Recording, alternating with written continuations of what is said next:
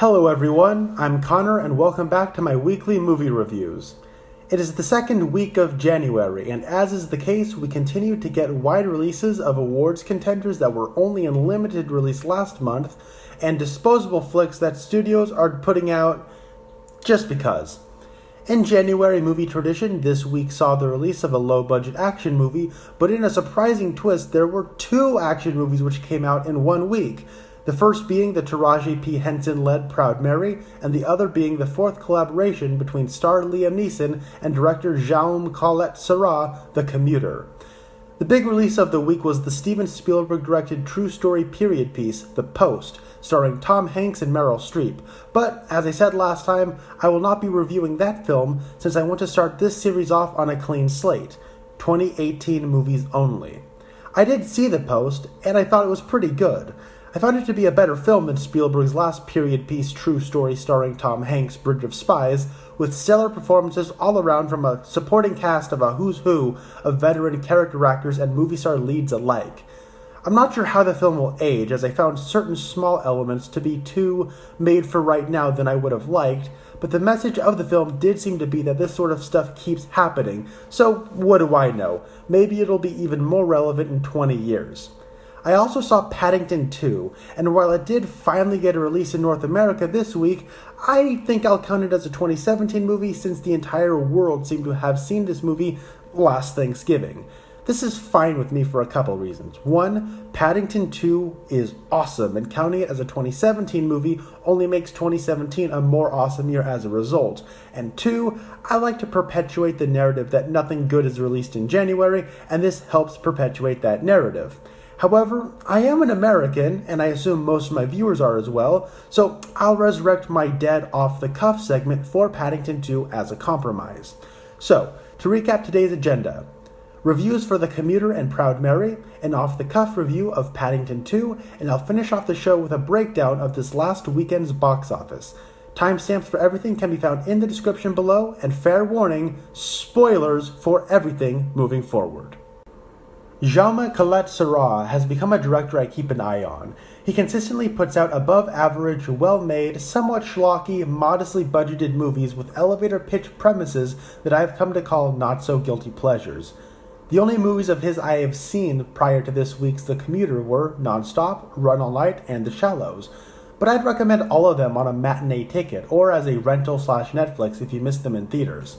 They're all thoroughly entertaining in a nutty, pulpy, voyeuristic way, not unlike a lot of Hitchcock's best work, though obviously Collet-Serra is not Hitchcock, and are never playing cute with the audience in a knowing, winking way.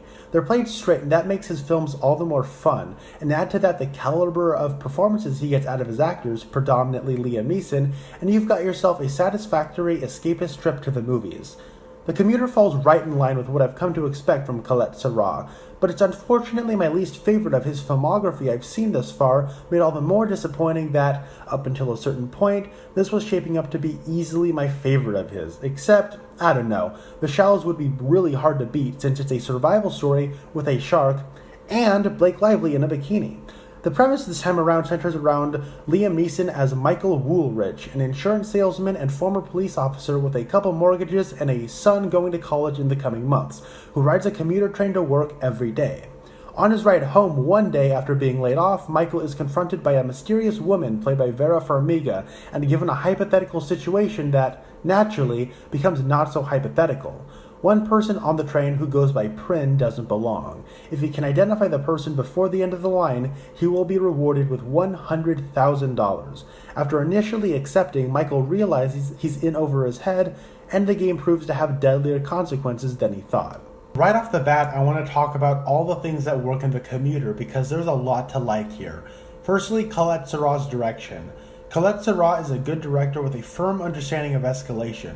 Sure, he's no Christopher Nolan or Rian Johnson, few people are, but I'd put him maybe a tier below the likes of J.J. Abrams. The opening sequence is a great microcosm of his skill. We see Michael's daily morning ritual taking place over a period of a few months. At first, the change in days are noticeable, with a studio credit breaking the scene, but as the sequence progresses, the days begin to blur together. It's flashy, not quite polished, lacks a hint of subtlety, and goes on a little long. But it's also creative, well-made, builds character in a highly efficient manner, and sets the stage with exposition in a natural way. For that matter, the first act is really good in how it cleverly lays its exposition, builds Michael's character and surroundings, and establishes its premise. Before the inciting incident on the train, we've already come to understand and sympathize with Michael. We meet all the characters who will become relevant throughout the rest of the movie, and establish the mystery before it affects our protagonist. Michael goes to a bar after being fired, and in this scene we introduce and set up Patrick Wilson, Sam Neill, the man who fell from the building, and Patrick Wilson's knowledge of Michael's train schedule. This could have all been absurdly contrived and awkwardly conveyed to the audience in the most ham-fistedly preposterous of ways, but through clever dialogue and smart showing versus telling, Collet-Serra presents all of this in a way that's perfectly believable. For that matter, once we're on the train and the status quo has been broken, we feel both a sense of insecurity and confusion, just like our protagonist, but also a sense that we've been given enough information by the director to figure out this thing for ourselves. The production is also really good here, with the consistent rumbling of the train always audible and the long tracking shots of Liam Neeson walking up and down the train. Both the feeling that there are too many people on the train and the claustrophobic nature of the setting are conveyed in equal measure, making the audience projection "what would you do" elements impossible to resist. Screenwriters Byron Willinger and Philip de Blasi make the most of this situation, coming up with multiple scenarios that build on top of one another in a thoughtful and suspenseful way. For example, Michael tags the wrong person, finds out the person is dead, and that he is somewhat responsible, but the train has come to a stop because of his suspicious activity of constantly walking up and down the train, and he's in the car with the dead body, so he hides under the train with the dead body until the train gets going again, then makes his way back up to an entrance, but his bag full of money gets caught. He pulls on the bag, but it rips, sending tens of thousands of dollars roaring through the air, but he manages to catch a single $100 bill. Michael then diffuses the AC to all the compartments except for one, which sends all of the remaining passengers to the same train car. Michael deals himself into a poker game from earlier, betting with the single $100 bill he caught from earlier, and explains the predicament he's in to the remaining passengers in the train car. See what I mean? Kenneth Branagh's Murder on the Orient Express wishes it was this awesome. This is all so much fun and builds on itself so well with setups and payoffs, good performances, good direction, and builds to a scene where Liam Neeson beats a dude up with an electric guitar. It's awesome. But it doesn't stop there and culminates in the train's brakes being broken, with Michael and Commissioner Loeb from Batman Begins having to detach the train car, and a train explosion. I saw this movie with my brother, and this is the point in which he said the movie got ridiculous, betraying what had come before it. And I completely understand where some might lose interest at the guitar fight. I saw this as the film making a choice to go big, and I was all in with it. But this is where every problem I have comes into place.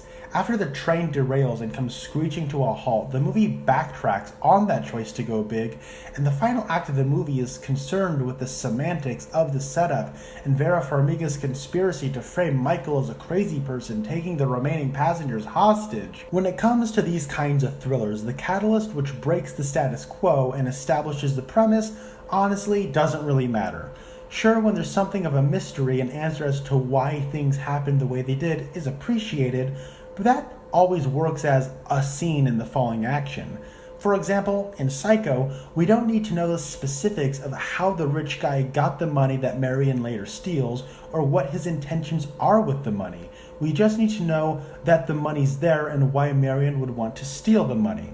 Once the premise has been closed, we should be well into the third act after the climax. But in the Commuter, we don't enter the third act until the premise has run its course, and we spend far too long explaining how the premise was able to happen, and it involves a conspiracy that goes through the police, Patrick Wilson being revealed as a traitorous dirty cop, a hostage situation, and Michael being able to get his job as a cop back. This becomes so much bigger in scope than the intimate, claustrophobic thrills which had been the movie up until this point. And as the film pivots away from the character-led, clever situations, the Commuter becomes boring. As I said previously, the semantics as to how a premise happens aren't actually that important in telling a story. Yes, we should believably build to a break in status quo after establishing character, which, as I've expressed in detail, the Commuter does very well. But once the premise has been established and we're telling the story, the specifics as to why things are happening the way they're happening and how the status quo was broken aren't that interesting. So taking 30 minutes to explain the frame job is just tedious. The point of this movie isn't to figure out why things are happening the way they're happening, but to get caught up in the situations Michael finds himself in and to wonder what you would do in the same situations, or at least that's what I found to be appealing. That's not to say I thought it was necessarily bad taken as an island, because all of the elements do fit together, but I did think it was bad to be the ending of this story. The final act is just a jarring shift in momentum and style from everything that had come before. There's not a whole lot else to really say without repeating myself some more, but it did bring the movie down a lot for me. In terms of the Collet-Serra filmography, I don't think this installment reaches the heights of The Shallows or Run All Night, and I'd put it just below Non-Stop, which The Commuter reminded me of a lesser version of. The Commuter was on its way to being the perfect 4-star, 3-star movie, but dropped the ball. I would normally give something like this a 6, but that's what I gave The Shallows and Run All Night. Comparative to the Collet-Serra canon, my final score of The Commuter is a 5 out of 10. It could have been a solid, if disposable, matinee escapist treat, but hey, that's January. Taraji P. Henson has had a good last couple of years. After years of bit parts in a bunch of movies, she landed one of the leads on a popular television show, Empire, and also found herself in the lead of a highly popular awards contender with last year's Hidden Figures. After being impressed with her in that movie, I was excited to see where Henson's career was heading and what she'd do next. I got my answer a few months ago. She would be the lead in an action movie called Proud Mary that appeared by its posters to be taking a lot of inspiration from the 1970s blaxploitation aesthetic. And it was coming out courtesy of Sony's smaller studio Screen Gems in January. Screen Gems has given us the Underworld movie series, the Resident Evil movie series, When the Bow Breaks, The Perfect Guy, and the 2013 Carrie remake. And January is the cinematic dumping grounds for studios, so this got me worried. Well, I finally saw it, so what did I think of Proud Mary? Let's do a quick synopsis. Taraji P. Henson plays the titular Mary, a hit woman for a gang led by Danny Glover's Benny. One day, Mary makes a hit on a man and realizes the man she just murdered had a son. Over the following year, the kid gets wrapped up in a rival gang, and Mary takes the kid under her wing after liberating him by killing the rival mob boss called Uncle. The death of Uncle creates some concern in the politics of Benny's organization, and Mary tries to find a way out of her current life while trying to maintain a low profile that she's the one who secretly murdered Uncle, and as she tries to raise the kid right while trying to hide him from her employers. Right off the bat, I should say that Proud Mary is not a good movie, but I don't think it's necessarily bad. There are minor virtues to be found here, but the film ultimately falls victim to its overwhelming mediocrity. Firstly, however, I'd like to sing the praises of young Jahai De'Alo Winston, who was easily the highlight as the young boy Danny, whose father is murdered by Mary and is taken under her wing a year later. He has such a knack for comedic timing. I never found myself laughing or thinking it preposterous when he had to act tough, and he held his own against seasoned powerhouses like Henson and Danny Glover. No easy task for any actor, and young Mr. Winston was excellent. He also provided the only genuine laugh from me when he looks at himself in the mirror wearing a suit and exclaims, "I look like a douchebag." It was all in the timing and delivery, and he sold it. Can't wait to see where this kid goes, and he was great in this movie. Also good, as to be expected, is Taraji P. Henson in the leading role. Henson is a great actress with a lot of range, and while I can't help but feel like she's a little miscast in a role that makes little of her talents, she doesn't appear absent or look like she's thinking about what she's going to buy with her paycheck. Henson is great at playing meek and reserved, as well as colorfully charismatic characters and everything in between. As Mary, she is placed in the camp of cold, unfeeling assassin with a warm heart underneath. And it's in those scenes with Jahai Diallo Winston where she can actually play the part of the character that utilizes her acting abilities.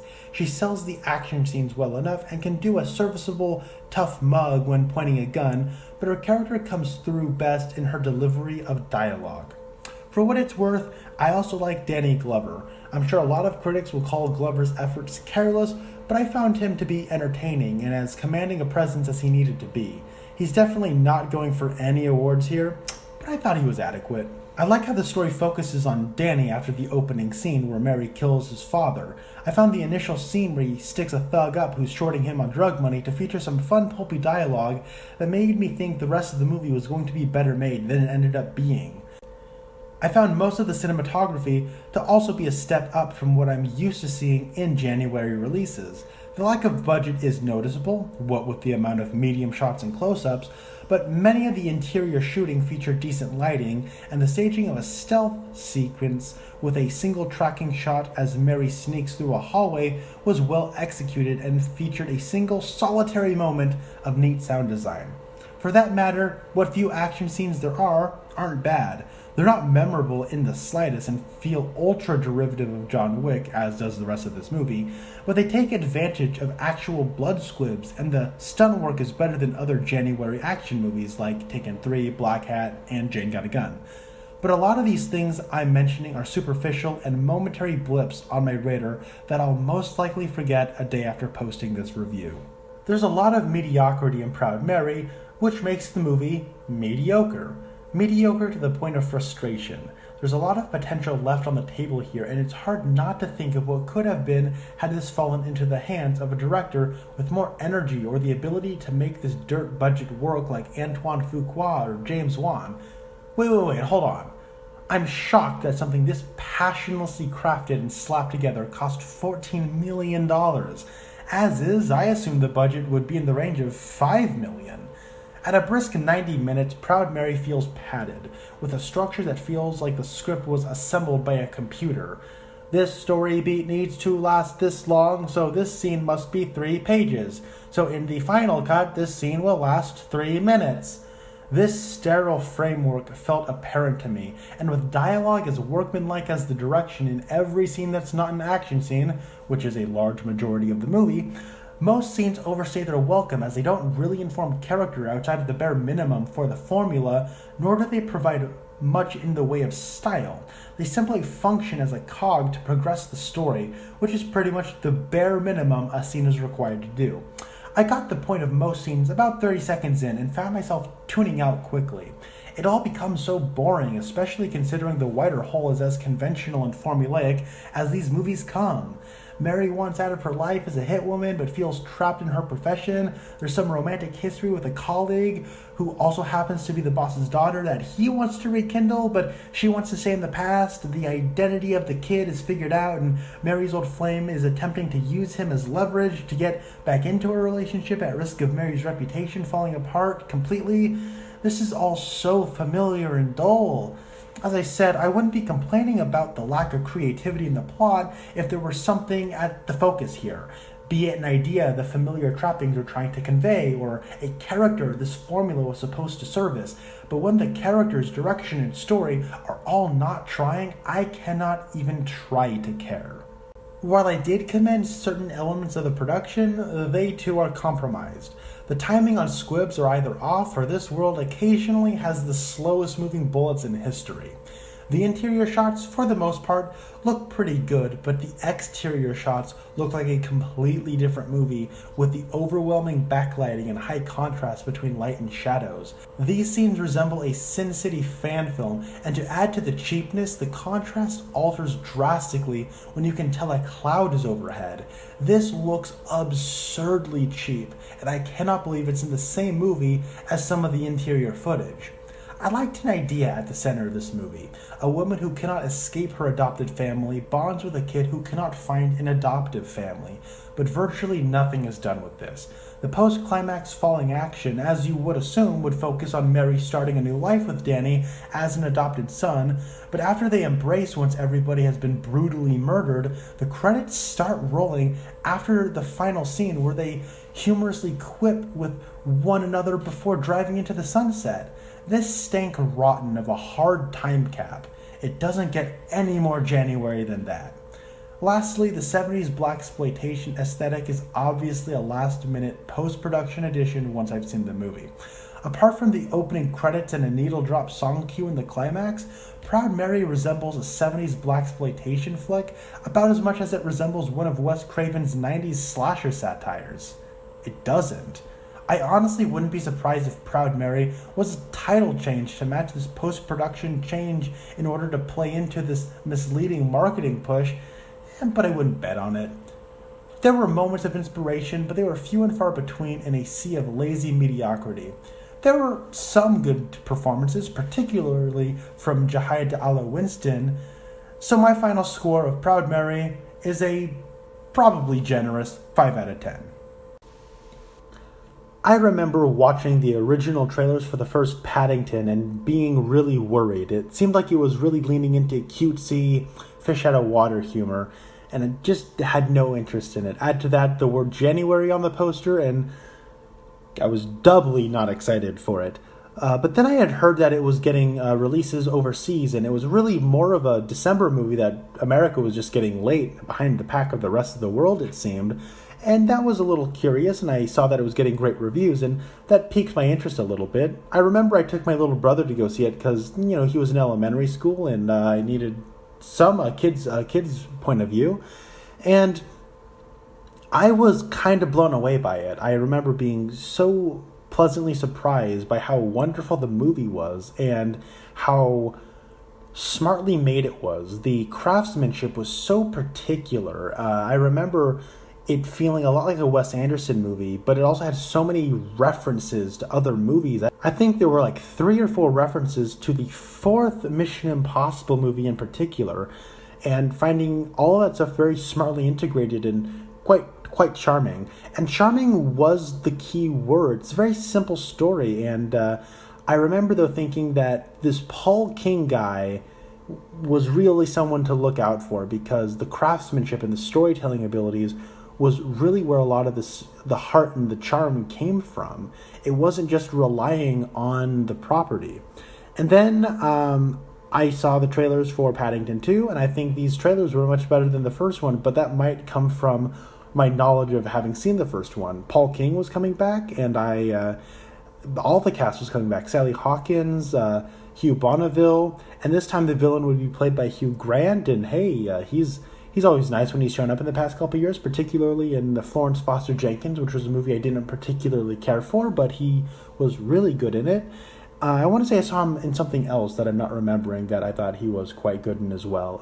But Ben Whishaw as the voice of Paddington is so delightful, and he was, of course, coming back, but also Paul King was coming back, which was great. And the trailers, as I said, got me excited. I was actually really excited for this movie, and it was, as of this recording, it still has its 100% on Rotten Tomatoes, the most fresh movie. It passed Toy Story 2, one of the first 2 Toy Stories, like 160-something, all fresh reviews on Rotten Tomatoes. And this movie was great. I don't know if I would say it is quite as good as the first movie, and I don't even know if it quite falls into my top 10 of 2017, but it's up there. I thought this movie was charming and delightful and everything you could possibly say about the first movie, but it does sort of fall into the Empire Strikes Back to the original Star Wars movie, where it's a lot more ambitious this time around, and it is aiming bigger, and in a lot of ways, because of that, there's less wrong with the first movie, but this one also is more ambitious, and it's trying more things, and it's broadening the scope a little bit in terms of the story they're telling and the amount of subplots, but also in the directorial stuff, in the storytelling aspects. So I don't really know where else to say other than if you liked the first movie, which is to say everybody, because if you don't like the first Paddington movie, then you got no heart, then you'll like this movie. And I can't imagine anybody not liking this. It's so good humored and good natured and so heartwarming. And the basic message of this movie is just to be nice to people. And there's almost this naive, just wholesome, pure optimism message of this movie that makes me believe the world can be like this if you just make your own little change. And that could not work. I think I've seen that not work so many times. But when it comes to this movie, it presents a world that's enough like our own, but also elevated and heightened in a storybook manner that makes me wish that this world existed. And ultimately a little disappointed that it doesn't, but it also somewhat inspired me to want to make that world happen. Be the person that you wanted to be when you were a kid before experience and cynicism and the real world all sort of weighed you down. There's a sequence early on in the film that involves opening a picture book, a fold open book, that I almost cried. It brought some mist to my eyes. It's so charming and it's so like whimsical, but it does things like the best one of the best movie scenes in any movie ever is from Sing Street, where the main character Cosmo is trying to shoot a music video and it's not turning out the way he wants it to, but in his head while they're doing it, the movie becomes that wish. It's that imagination he has inside of him that he can't quite make material yet. And it reminded me of, and the scene in Paddington 2 with the fold open book reminded me of that. It was bringing the imagination and presenting it in a way that words just simply can't do. It's using the cinematic form in a perfect way, in a visual audio harmony, and it almost brought a tear to my eye. It was so wonderful, and the editing and the way they string everything together, it's so kinetic. And moving on from that part in particular, there's a lot of slapstick Rube Goldberg-esque sort of scenes where one thing goes here and the doohickey goes over there and then this sends one person. And there's so many little things like that. And the kinetic energy of it all is so wonderfully staged in a way that Wes Anderson does, where he will play with the geography of the frame. And then also the editing here is so precise. And that's one of those things. I'd compare this movie, Paddington 2, as the creative love child between Wes Anderson's work in Grand Budapest Hotel and Edgar Wright's work in Baby Driver, because the timing and the blocking and everything and the cinematography, everything is so precise. Everything is timed so perfectly that I'm shocked. These almost feel like art films that the entire family can watch in a way. I'm speechless in certain regards.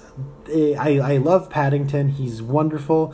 I love the Brown family. Hugh Bonneville and Sally Hawkins don't have as much to do here as they did in the first one, which is to be expected. The story this time around is just not as much about them, but they still have plenty to do here.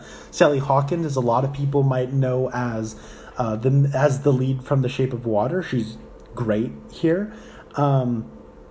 But I think the big runaway stars this time around are going to be Brendan Gleeson and Hugh Grant.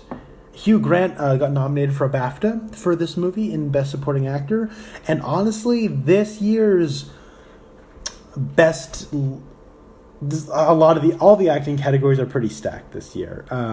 But if this were last year, if this same movie came out last year, I honestly think we would be having discussions as to whether Brendan Gleeson and Hugh Grant should be nominated for Oscars for this movie. These guys are going all in, giving committed, serious, Oscar-level performances in Paddington 2. They are delightful and wonderful. I keep saying wonderful, delightful, charming, everything about this. I feel like hearts have just been poured into this movie, and Paul King got everybody behind his vision, and everybody knows exactly what it is, and they're bringing it to life in spectacular fashion. Every scene feels like the approach was, how can we make this scene as brilliant as possible? Whether it is just a simple flat angle that has so much stuff layered in to where the shot will linger and people will bump into certain things, and that'll affect another part of the frame. It's so good. These are the most well-made, best directed live action children's movies of this decade. I'm gonna go there, although I do think towards the end the special effects start to wear thin, especially on some green screen effects.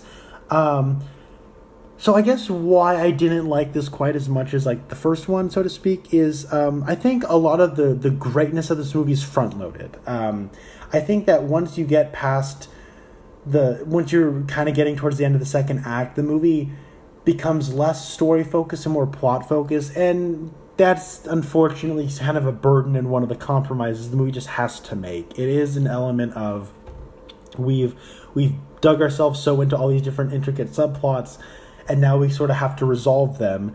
And I don't feel like there's as much of a story so much as a plot as the rest of the film. And as a result, I do think the climax goes on a little long, and it starts to wear thin on the heightened reality storybook nature of this movie versus it more or less resembling our world. I think it starts to blur a little bit there. It still stays true to itself, and I don't think it breaks, but I think it does start to be a little worn. This movie has some great editing. When Sally Hawkins finds out that Hugh Grant is the person that they're after, she's been drawing "Have you seen this man?" mugshot or sketches of the same person that are all Hugh Grant in different disguises, and the way they superimpose all of those drawings over his face, but using his real eyes, I can't even describe it. It was so cool. It was a brilliant editing choice that I'd expect to see in like a Darren Aronofsky film or a David Lynch movie. It's so creative. I feel like I'm just going in circles here. I do think this movie has like a great ending. The one thing that's always really cool about this movie is that Paddington has to go to... He gets framed for theft, and then he goes to prison. And in his absence, the community is missing him, but it's also his example that's kind of making them remember, we need Paddington, the example he set, let's now take that example and help him. And in a way, this movie is almost more of a Superman movie than the Superman movies we've been getting. And there's a lot there. I mean, right? Let's look at the parallels between Paddington and Superman. When Paddington is a small cub, he's found drifting down a log, and then Aunt Lucy and Uncle can't remember his name, and they help him out. And then in Superman, a little baby Kal-El is sent off of Krypton as it's blowing up, and he's found by Ma and Pa Kent, and he's raised up in Kansas, and he's taught his values that make him Superman. And Paddington, in these Paddington movies, he learns, if you're kind and polite, the world will be right. He learns that from Aunt Lucy, and he learns all of his values and virtues from Aunt Lucy. And when he goes into London and to be on his own, he takes those principles and he applies them, and it's an example that makes everything good. And same thing with Superman. When Clark Kent goes to Metropolis, he brings those values and virtues that he learned, and he becomes a symbol of hope and optimism. He becomes Superman, which is an example everyone looks up to. So it's a very, very similar thing that's happening there. And this is a better Superman movie than Man of Steel and Batman vs. Superman and Justice League. A much better one. And it's crazy to think that last week we got The Post, which featured awesome journalism that I would have liked to see in a Superman movie. So in the past 2 weeks, I've seen 2 movies that are better Superman movies than the Superman movies we've been getting. So definitely watch Paddington 2. Brendan Gleeson is great, and Hugh Grant is great. And by the way, stay through the credits. You've probably heard this before, but there's a show tune and a dance number that is fabulous. It is so good. I love this world, and I think Paul King is one of the most exciting filmmakers. I cannot wait to see what this guy does. This guy came out of nowhere for me. So I'll give Paddington 2 an 8 or an 8.5. I can't quite decide between the two, but honestly, I'm going to watch this movie for years to come. It might be an 8.5. Who cares? The scores are arbitrary. They don't really matter. It's the feeling and the stuff that's going on in here. But I loved it. It was great. So that is my off-the-cuff review, unstructured, just kind of riffing. And you can probably see why I like to stick to a script. But anyways, now I'm going to go into the box office, the weekend box office breakdown, now that I am done with the reviews for this week. This weekend's box office saw Jumanji: Welcome to the Jungle in the #1 spot for the second week in a row in its 4-week lifespan, accumulating an additional $28.1 million and only dropping an impressive 24.5%. Jumanji is having incredibly strong staying power and is a runaway hit for Sony, as it has so far raked in a domestic haul of $284.2 million on a budget of $90 million. I cannot believe how well this movie is doing, but I'm happy for it. It was alright. After 3 weeks in limited release, Steven Spielberg's The Post finally hit a wide release and making it to the #2 spot with $19.3 million. I'm sure we'll see it stick around in the coming weeks with awards talk and positive word of mouth. The Commuter debuted in 3rd this week with $13.7 million. That's ahead of the $11 million opening of Collet-Serra and Neeson's previous collaboration, Run All Night, in 2015, but still substantially below the opening of Non-Stop, their collaboration before Run All Night in 2014. The Greatest Showman stayed in 4th place this week, earning an additional $12.4 million and only dipping an astonishing 9.5% from last week. If my Facebook feed is any indication, this movie is having stellar word of mouth, and I think it got a push from the Golden Globe recognition. I'm glad a musical is doing well, but I really wish it were a better movie.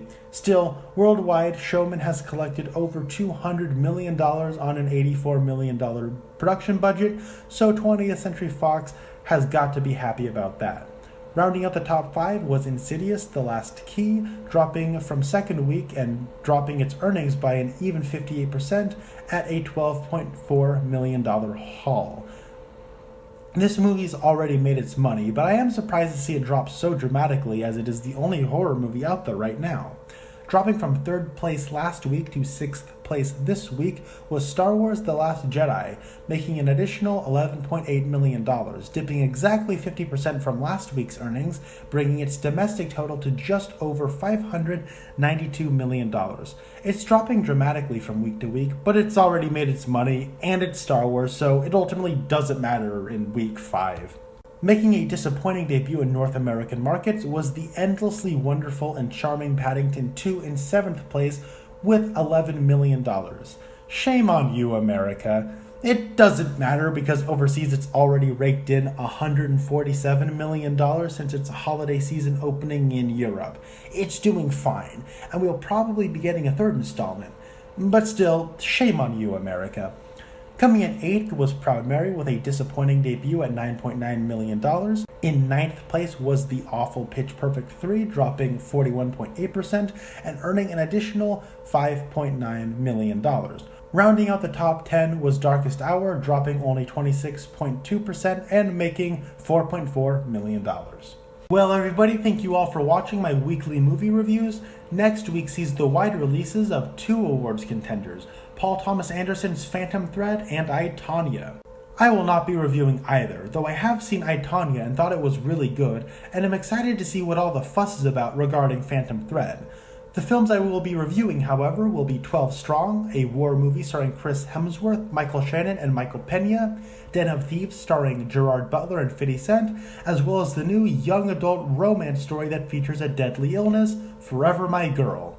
Until then, see you at the movies.